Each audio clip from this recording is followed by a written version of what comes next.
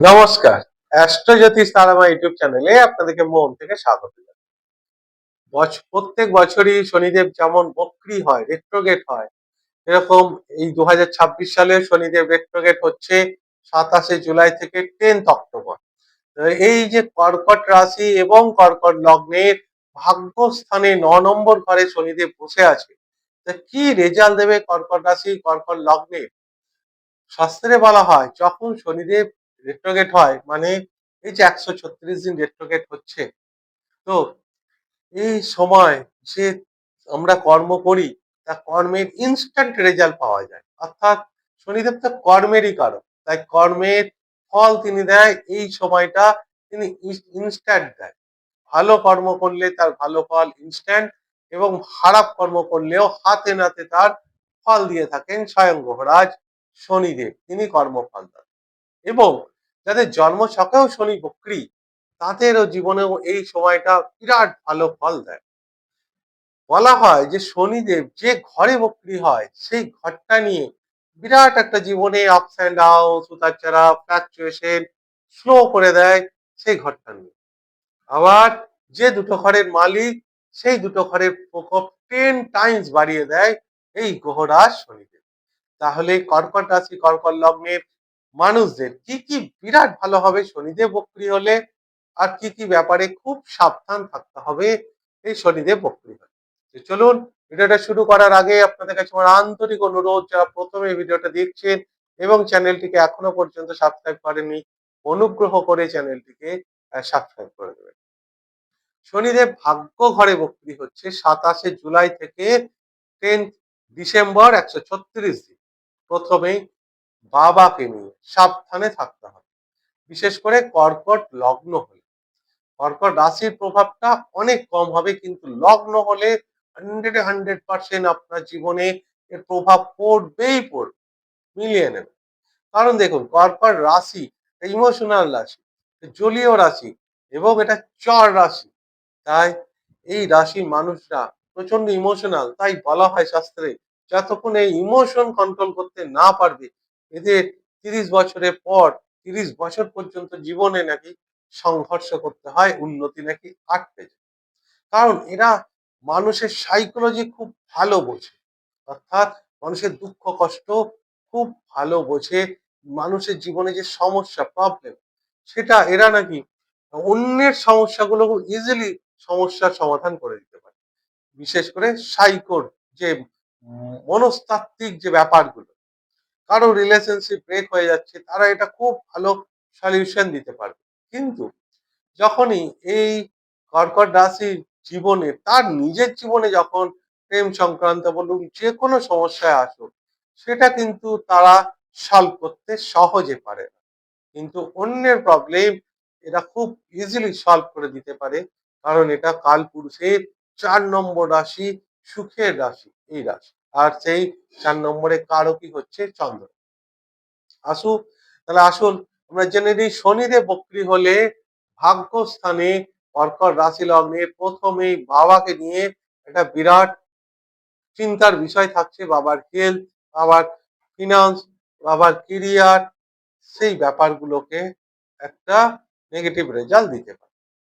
কিন্তু শনিদেব আপনার সপ্তম এবং অষ্টম দুটো ঘরের মালিক। সপ্তম, সে আপনার জীবন সাথী, পার্টনারশিপ, তো সেটা আপনার লাইফ পার্টনার বা বিজনেস পার্টনার যাই হলো, পার্টনারের জায়গাটা ভীষণ ভালো। আপনার জীবন সাথী এই সময় তার উন্নতি, সময় গ্রহরাজ তার 2 হাত আশীর্বাদ জীবন সাথীর উপর দেবে।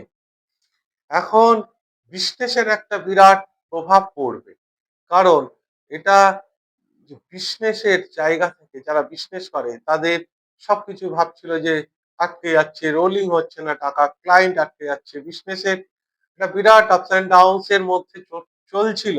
তো এই 136 দিন যে আসছে, ব্যবসায়ীরা একটা মন শান্তি পাবে, এবং মহারাজের 2 হাত তুলে আশীর্বাদ ব্যবসায়ীদের জন্য থাকছে। বিশেষ করে যারা পার্টনারশিপ ব্যবসা করে, এটা সোশ্যাল জায়গা, অর্থাৎ যারা সোশ্যাল ওয়ার্ক করে, সোশ্যাল অর্গানাইজেশনের সঙ্গে যুক্ত আছে, তাদের জন্য এটা ভীষণ ভালো। অষ্টম ঘরটা হচ্ছে আপনার অকাল্টের ঘর, তন্ত্র মন্ত্র জ্যোতিষ যারা শিখতে চাইছে, বা এটা রিসার্চের ঘর, পিএইচডি যারা করতে চাইছে তাদের জন্য, যারা তেল কোম্পানিতে চাকরি করে, বা লোহা লস্কর নিয়ে যাদের কাজ, মেশিনারি, কলকারখানা যাদের আছে, তাদের জন্য ভীষণ ভালো। কিন্তু এই শনি আবার লেবারের কাজ, তাহলে লেবার সংক্রান্ত কিছু সমস্যা ক্রিয়েট করতে পারে। তাহলে কিরকম? আপনার বাড়ির কাজের লোক এই সময় সমস্যা হতে পারে। আবার আপনার বাড়িতে যে পরিচারিকা বা ড্রাইভার আছে তাদের সেই নিয়ে লেবার নিয়ে সমস্যা, কলকারখানায় যে সমস্ত লেবার আছে তাদের নিয়ে সমস্যা। তাই এই সময় রেমেডি হচ্ছে লেবারদের পাশে দাঁড়ানো, তাদের হেল্প করা, তাদের আর্থিকভাবে সাহায্য করলে গ্রহরাজ বিরাট প্রসন্ন হতে পারে। তাহলে লেবার সমস্যাটা আপনার হবে না, বা আপনার জন্মছকে যদি গ্রহরাজ ভালো থাকে তাহলে এর কোনো নেগেটিভ প্রভাব এই মুহূর্তে আপনার জীবনে পড়বে না। এবার আপনার গ্রহরাজ যখন বক্রী হয় তার রোগের প্রভাবগুলো অনেক বাড়িয়ে দেয়, প্রকোপগুলো বাড়িয়ে দেয়।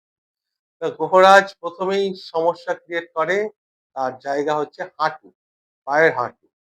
হাঁটুর সমস্যা কিন্তু বাড়বে।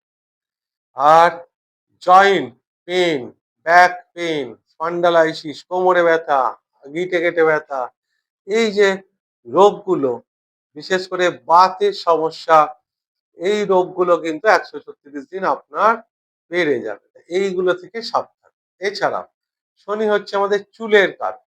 অটোমেটিক এই সময় চুল ঝরতে শুরু হতে পারে, অর্থাৎ চুল ঝরার প্রকোপটা বাড়তে পারে। আপনি দেখবেন এই সময় এই চুল ঝরে যাচ্ছে বলে অনেক শ্যাম্পু চেঞ্জ করছেন, এক্সপেরিমেন্ট করছেন, চুলে পেঁয়াজের রস দিচ্ছেন, কিন্তু কিছুতেই কিছু হচ্ছে না। দেখবেন আবার 10 ডিসেম্বরের পর অটোমেটিক এই ব্যাপারগুলো ঠিক হয়ে গেছে। তাহলে শনির প্রকোপ বাড়বে। যাদের জন্মছকে শনি খারাপ তাদের বেশি হবে, আর যাদের খুব ভালো, যাদের কর্ম ভালো, তাদের জীবনে কিচ্ছু এর নেগেটিভ প্রভাব পড়বে না। কিন্তু লেবার সংক্রান্ত কিছু না কিছু ব্যাপার আসতে পারে। এটা হায়ার এডুকেশনের ঘর, উচ্চ শিক্ষা যারা পিএইচডি করছে, হায়ার এডুকেশনের জায়গায় স্লো হয়ে যেতে পারে, বিদেশের যোগটাকে স্লো করে দিতে পারে। বিদেশে পড়তে যাচ্ছিলেন, সবকিছু ঠিক হয়ে গেল, ভিসা নিয়ে বিশাল একটা সমস্যা ক্রিয়েট হতে পারে এখানে। বিদেশ সংক্রান্ত যে কোনো সমস্যা এটা স্লো করে দিতে পারে, আটকে দেবে তা না, স্লো করে দেবে, কাজের প্রোগ্রেসটাকে স্লো করে দিতে পারে। এবং এটা কেরিয়ার, জব এর 12 নম্বর ঘর। তা হঠাৎ করে এই সময় জব চেঞ্জ, ভালো জব না পেয়ে জব চেঞ্জ, বসের সঙ্গে মতানৈক্য, এই ব্যাপারগুলো থেকে সাবধান থাকাই ভালো। অন্তত বেটার জব, বেটার অপরচুনিটি না পেলে এই জায়গার আপনার জব চেঞ্জ করা এই মুহূর্তে ঠিক না। এর শনিদেব যখন রেট্রোগেট হয় ইনস্ট্যান্ট রেজাল্টের পাওয়া যায়। আর শনিদেব মীন রাশিতেই আসে, সেটাও একটা জলীয় রাশি। আর বৃশ্চিক রাশি, মাফ করবেন, কর্কট রাশির এই মুহূর্তে আপনার রাশিতে বৃহস্পতি বসে আছে। তাই অতটাও ভয় পাওয়ার কিছু নেই। এক তো আপনার রাশিতে সে ভাগ্যবতী এসে বসে আছে উচ্চ অবস্থায়, তার উপরে সেই ভাগ্যবতী শনির ওপর দৃষ্টি দিচ্ছে। তাই এই যে খারাপ প্রভাব, নেগেটিভ প্রভাব, অনেকাংশে কমে যাবে কর্কট রাশির ক্ষেত্রে। কারণ বৃহস্পতি শনির ওপর দৃষ্টি থাকছে, নিজের ঘরে দৃষ্টি এবং শনির ওপর দৃষ্টি। এই সময় শনির যে প্রকোপগুলো বাঁচতে গেলে কি করা উচিত? শনি মন্দিরে শনিবার দিন সেখানে যাওয়া, দুস্থ মানুষের হেল্প করা যতটা পারি, যে লেবার টাইপের মানুষদের। এছাড়াও মন্ত্র জপে একটা বিরাট পজিটিভ রেজাল্ট পাওয়া যায়। যারা মন্ত্র জপ করেন, বহু মানুষ আছে যে মন্ত্র জপ করেন, যেমন শনির প্রণাম মন্ত্র হচ্ছে ওং নীলাঞ্জন চায়প্রাহং রবিশতং মহাগ্রহম ছায়া গর্ভে সম্ভূতং মধ্যবাক্তা শনশ্চর। এর মন্ত্র পড়তে পারেন। শনির বীজ মন্ত্র হচ্ছে ওং প্রাং প্রিং প্রং সঃ শনশ্চরায় নমঃ। 108 বার এই শনির প্রণাম মন্ত্র পড়তে, বীজ মন্ত্র পড়তে পারে। কিছু না হলেও বলবেন ওং সং শনশ্চরায় নমঃ। এটা আপনি 108 বার পড়তে পারেন।